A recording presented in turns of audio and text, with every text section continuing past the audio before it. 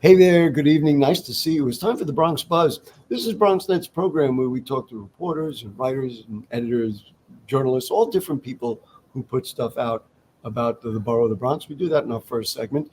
And in our second segment, we try to celebrate some of the artists and performers that make Bronx culture so wonderful and special. And we'll do that with a veteran Bronx artist right in our second segment. Right now, though, let's say hello to the city's Bronx Reporter. It's our friend Jonathan Custodio. Nice to see you again, Jonathan. Thanks for having me again. Hope you're staying cool this very hot summer. But I wanted to get right to it. This to me is central to what's going on in the Bronx right now. And you wrote a story about, actually, you anticipated that it was going to happen, that the City Council approved sweeping East Bronx development for the Metro North stops that are coming to the Bronx.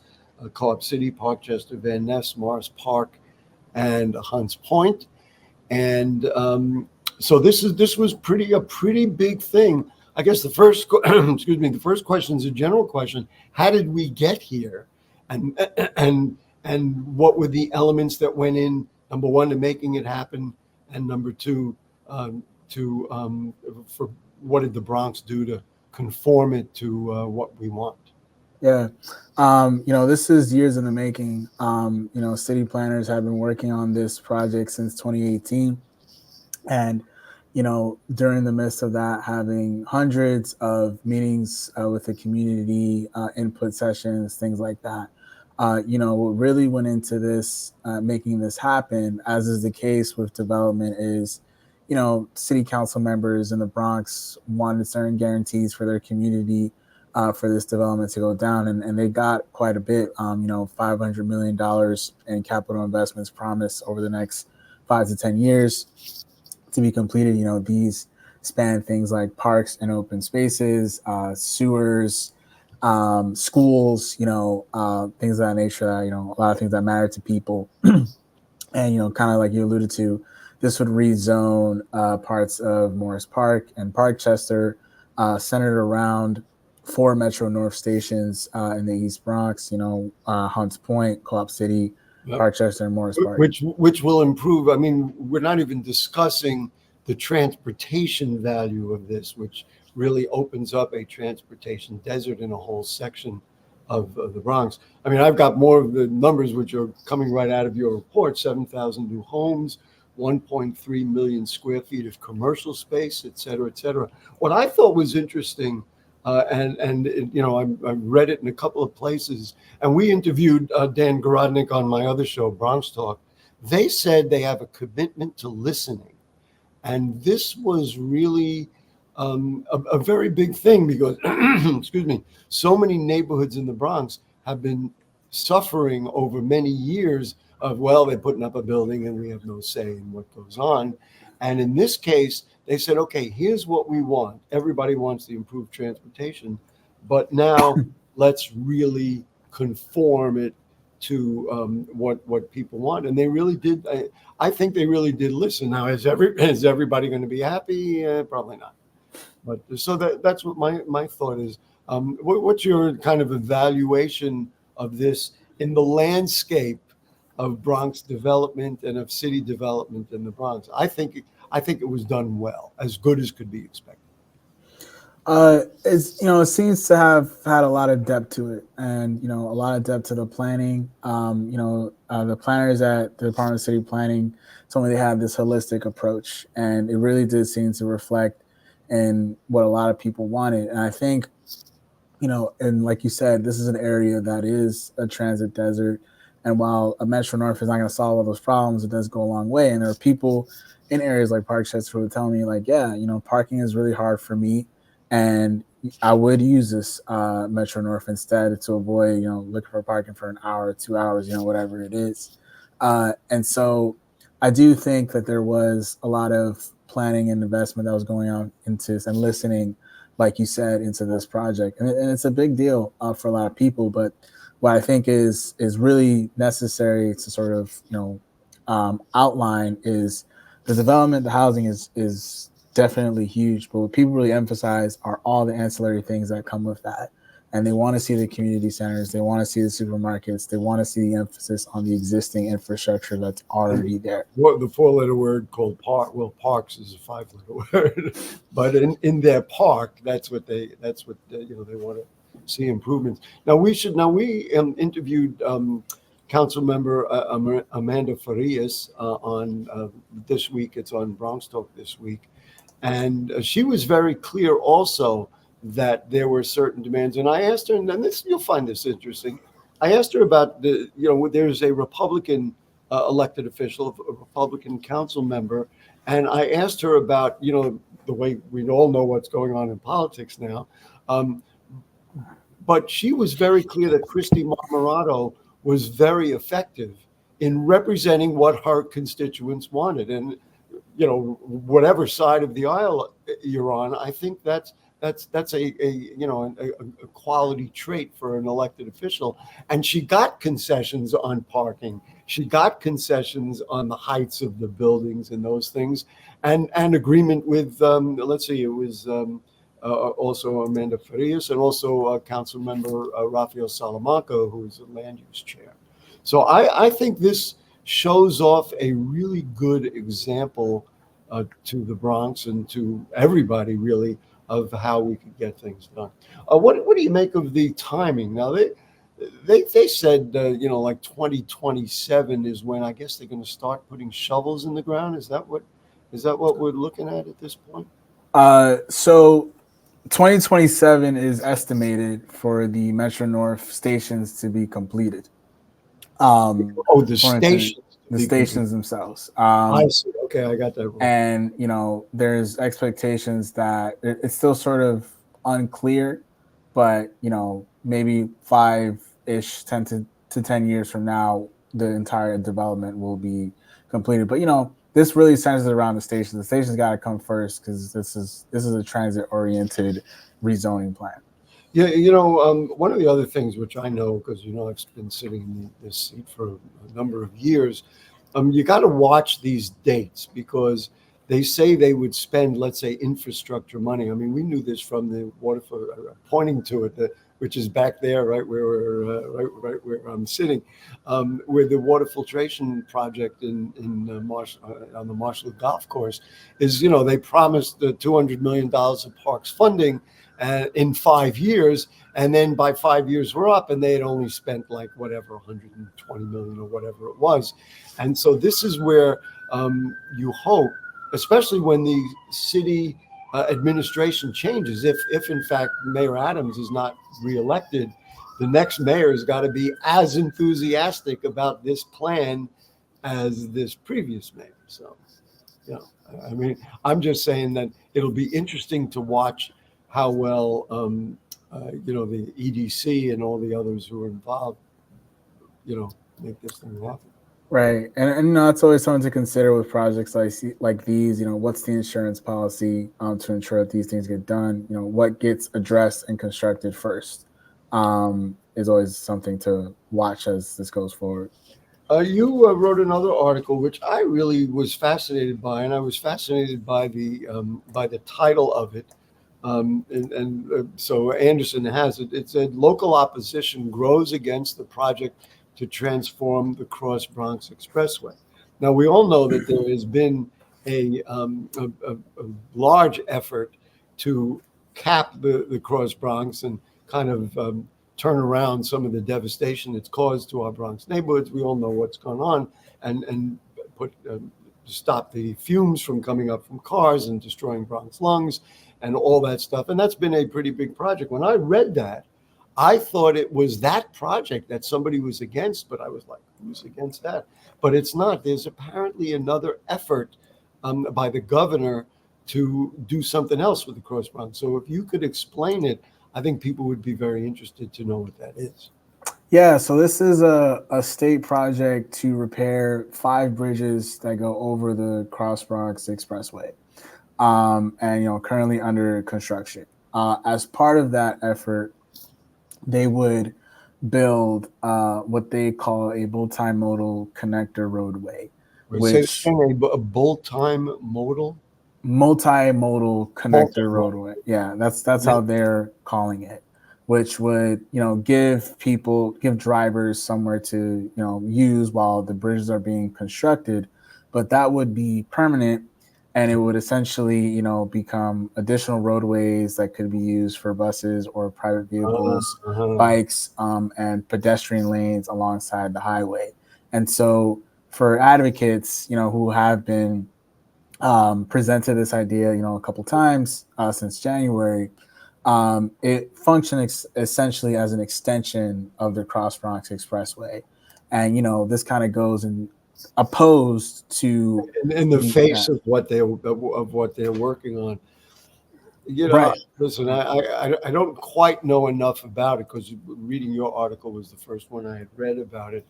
But one would think, if you were going to do something with the Cross Bronx, especially use Congressman Richie Torres as an example, he's been intimately involved in this project. Wouldn't you think that the governor would then say, Congressman, let's conform what I think we ought to do with what you guys are planning, so that there's not a conflict? This was just a surprise to me. Now, is this going to happen, or is this still in planning stages? Where is this thing? This is still in the design stage, which I believe the state is hoping to wrap up soon. But part of the quickness of it is that, there's money that they're trying to use from this fiscal year. So, they want to be able to use that as soon as possible. So this is moving very quickly, which has been a concern for some advocates who want to see more community input. They said that as one of their major concerns here. Yeah, we have seen this over and over and over again in the borough of the Bronx. Stuff is done well. We got to get it done quick, so we just started digging. I mean, in my neighborhood, there's an example. Again, I'm pointing. In my neighborhood, there's an example of that going on right now. We got about a minute. Got anything else you want to tip us off? What's coming up? What you're working on?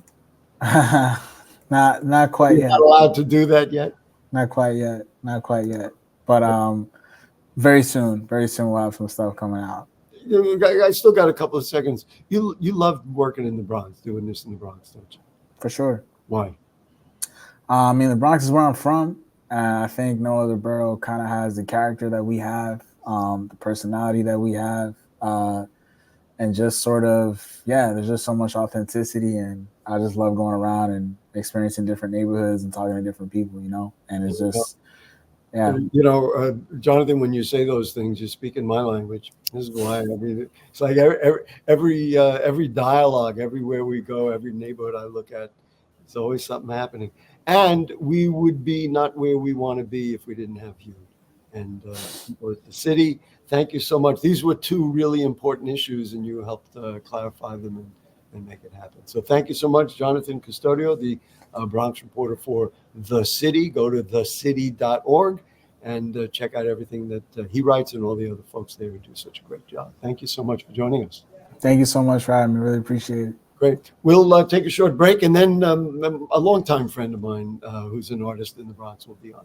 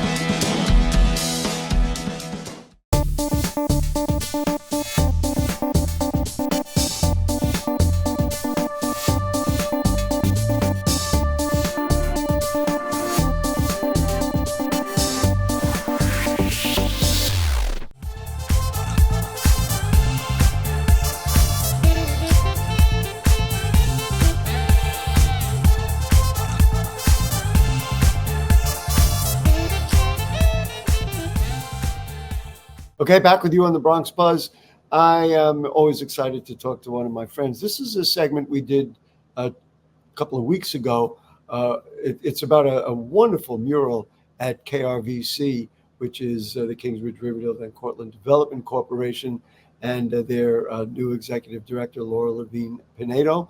They have a mural called For the Birds. Take a look. The executive director of KRVC, Kingsbridge, Riverdale, and Van Cortlandt. It is my buddy, Laura Levine Pinedo. Always good to see you, Laura. Hi, Gary. Always great to see you as well. And along with her, is Mr. Sokol Delage. Mr. Delage, you have the corner hair salon, right? Delage Hair Studios, right next to, around the corner from where KRVC is on 236th Street. Yes. Thank you so much for joining us. Laura, anybody who goes onto West 236th Street will walk by and see this absolutely spectacularly gorgeous mural. Let's see, it is called For the Birds. It is by an artist named Nikki Enright. Laura, tell us a little bit about this mural and why does Gary think it's so beautiful? There's Nikki Enright. Oh, there's Nikki. Wow, right on time. Hello. Hi, Nikki. We're now joined by the artist himself. It is Nikki Enright. So, Laura, let's get going. Tell us about this mural. We're going to talk about it. We're going to show it and everything else.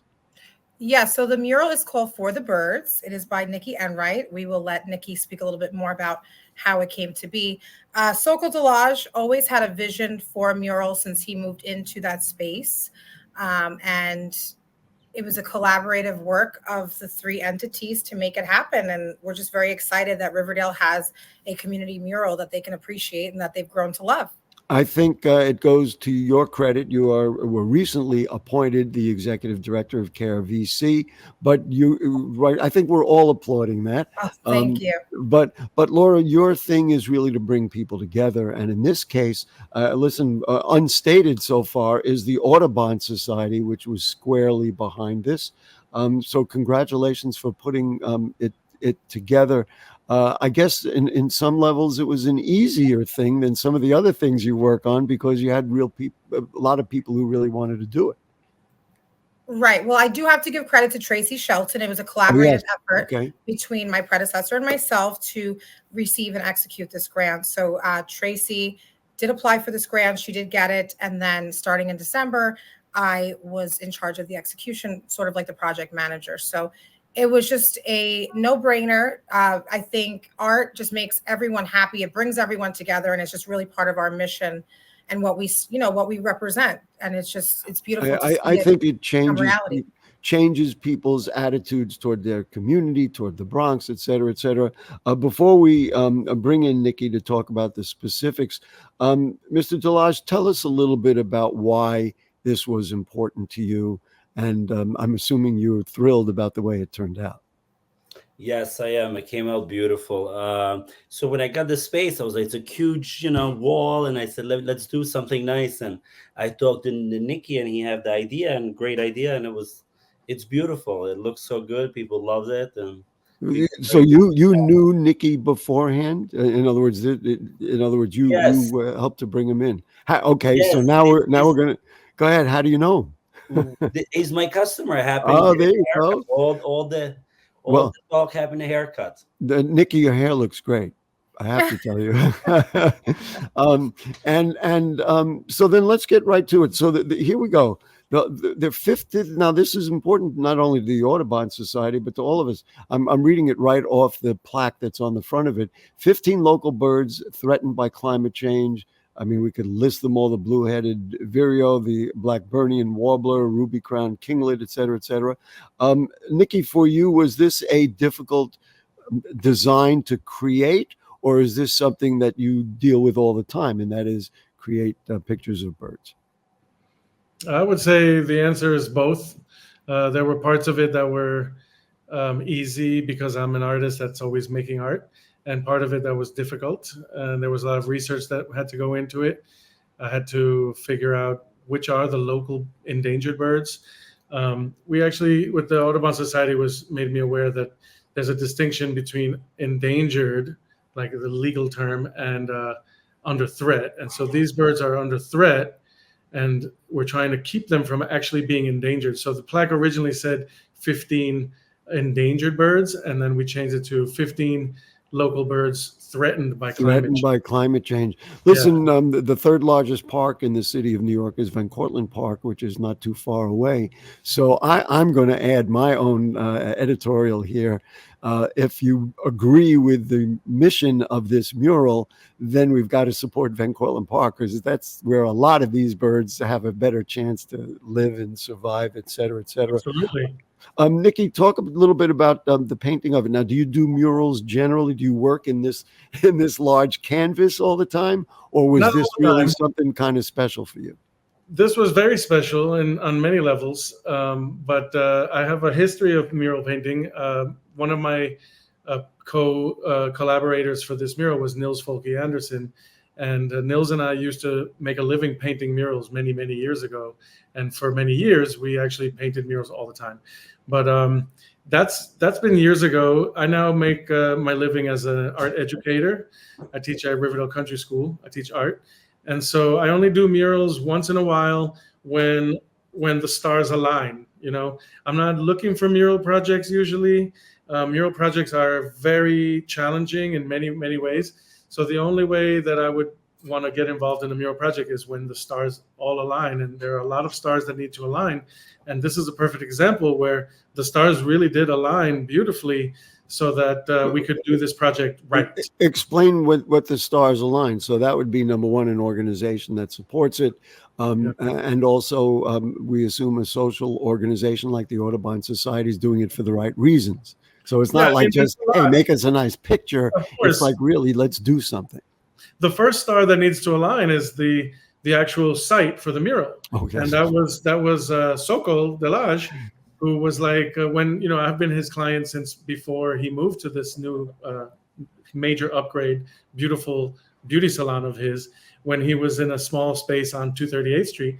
And so when he moved, the first star aligned because he said, check out this wall I have. Why don't you paint a mural on there? So that's star number one. That was number one. I would love to have been there while you're sitting on the chair getting your hair cut and getting your hair dealt with when he said, oh, by the way, that was an historic moment, somewhat of an historic moment.